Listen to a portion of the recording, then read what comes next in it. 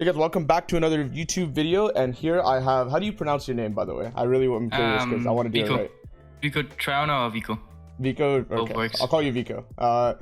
So Vico's here with us, and he's actually a professional player in EU. He plays for Wave Esports, and he's a really damn good player. I actually learned about him when I saw a clip of your mechanics, and I'll show it on screen right now.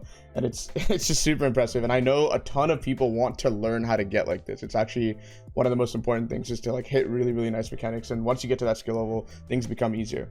So I mean, we'll start with like some of the good questions, because I feel like, you know, we know that EU is the hardest region. It has the highest population. Yeah, it is 100% the highest population, hardest region, definitely really difficult to place in, but yet you're still doing it, right? So if we learn about like how you can do it, right, clearly other people from other regions can also replicate that and you know, potentially do it as well. So you played solo cash cups last season, and you actually played pretty well. Like your best placement was 3rd place in finals for like $800, which is crazy.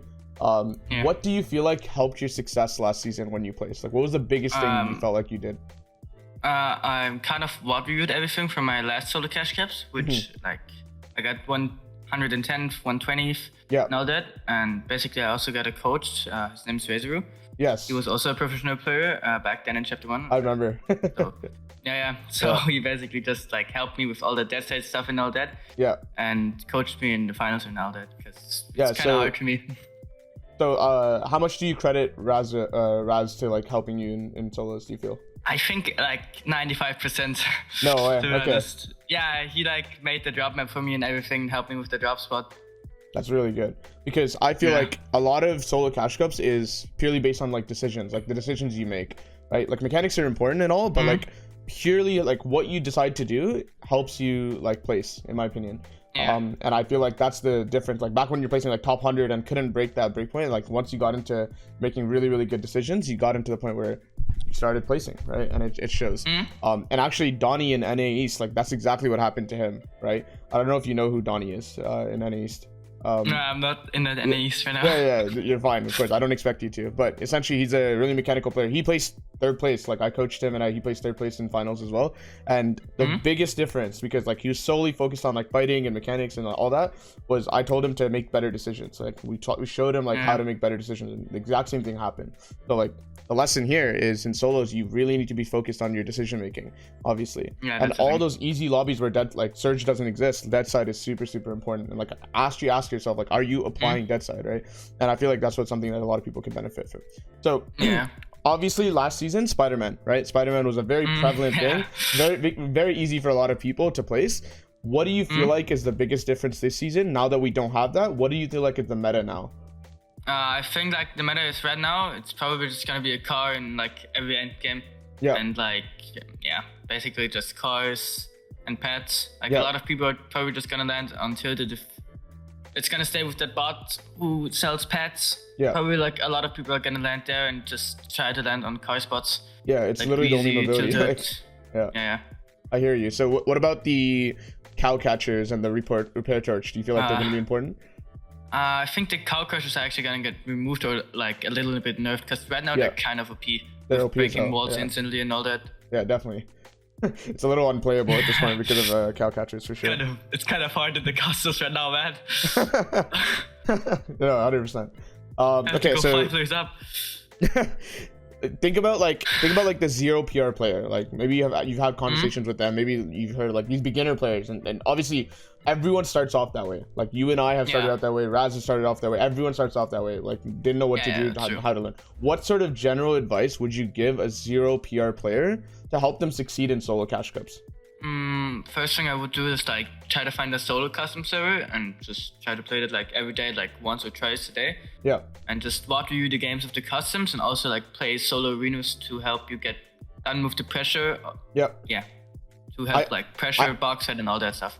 Absolutely. And I want you to like, to the audience, I'm talking to the audience here, notice how simple his advice is. Like he's telling you to do very simple things, and that's the point. A lot of the part of improving is actually just doing the simple thing over and over, not getting bored, right? And so I feel like a lot of beginner players, they play like 2 hours of solo scrims, and then they're like, oh wow, I did solo scrims, that's what someone else told me to do, I'm done, right? And then they're like, oh, okay, now I can get off, or like now I'm gonna go play creative or like something else, like something useless, right?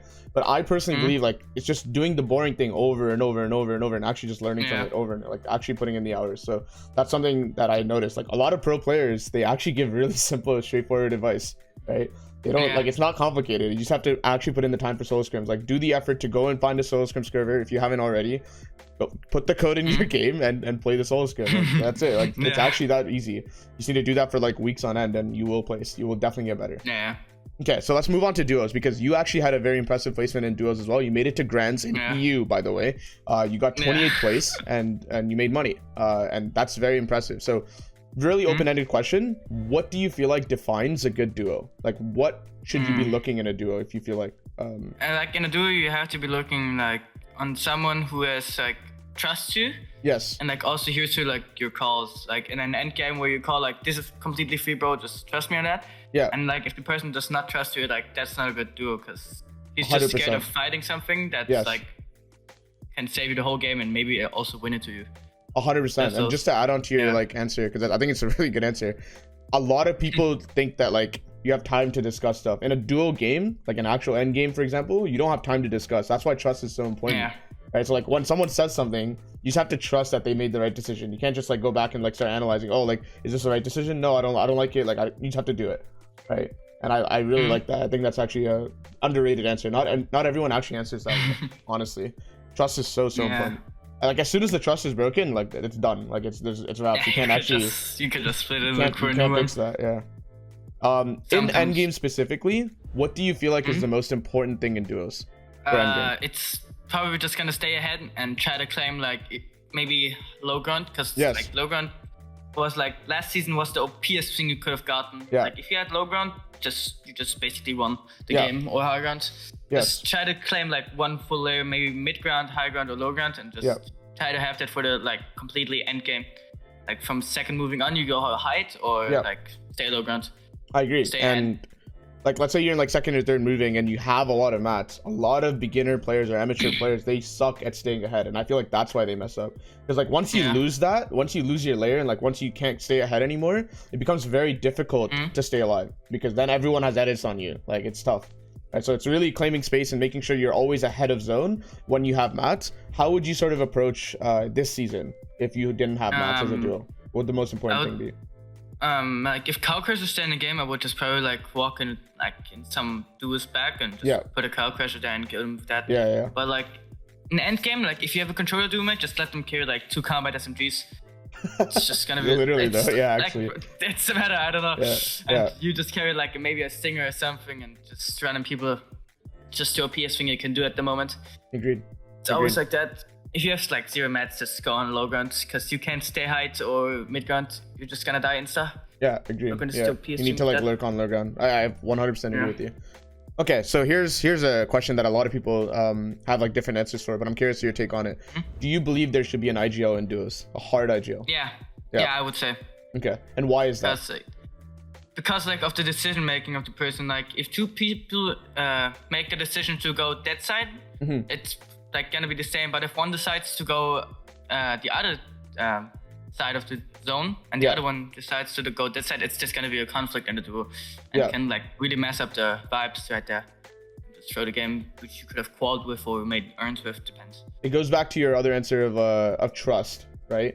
And having that trust in your duo to make the right call, and just like giving over control of the calls to your duo if he's the IGL, for example, it becomes very important. I feel like that's extremely important. Cool.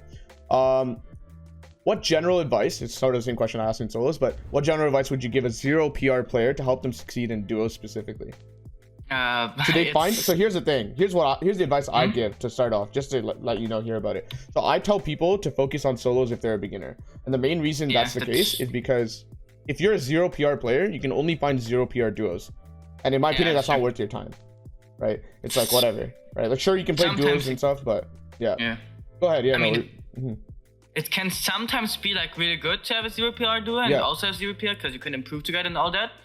But sometimes I would just, as you said, focus more on solos, because if you play in solos and you prove to people that you are really good in solos, and show them like, look, I made money in that solo cash cup, I placed top 200 in that solo cash cup, people are gonna have more trust in you and try to do more with you, and just I would also like probably go on more Discord servers. Like I don't know if you're, I don't like really know much, but on EU it's just like noble practice scrims, no really customs, all that, like those type of customs. And just like look for people to like play duos with or something like that, like for 0 PR players. Yeah, absolutely. Okay, so for this last part, it's pretty fun question part. So I'm actually curious what you're gonna answer. So this is gonna be rapid fire. So you have to answer really quickly. Like your first instinct, your first thought that comes to your mind, you say it. Okay. So I'm gonna give you 2 options, and you just say a word. Okay. So what do you prefer, solos or duos? Solos. Arena or creative? Arena. Edit or wait? Actually, I'm curious on that. Why?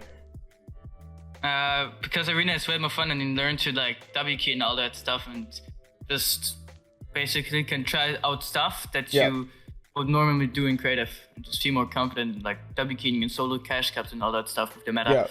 And now you feel like it's more practical, like it's more closer to the real game, so it's more applicable in like solo cash cups. Yeah, sounds good. Yeah, absolutely. I actually agree with you. That's so true. Edit on release or no edit on release? No edit on release. Zone wars, realistics, or box fights? There's 3 options here. Box fights and realistics. Nice. Okay, that's actually that's an answer I didn't expect. I'm not gonna lie. Kovacs or in-game trainers? In-game trainers. POI or splits? Splits. Very good, dude. Thank you so much for answering all these questions, man, and taking the time to actually help all these people out. I want you to actually shout out your socials, because I really think that a lot of people would be interested in checking you out. On all my socials, it's just Vic0tryona with Vic0tryona. And on TikTok, I think it's just Vico or Wave Vico with a 0. Perfect, man. Yeah, and it'll be on the screen, so if you want to learn how to spell that, that's literally on the screen here. And thank you so much, man, once again. No problem.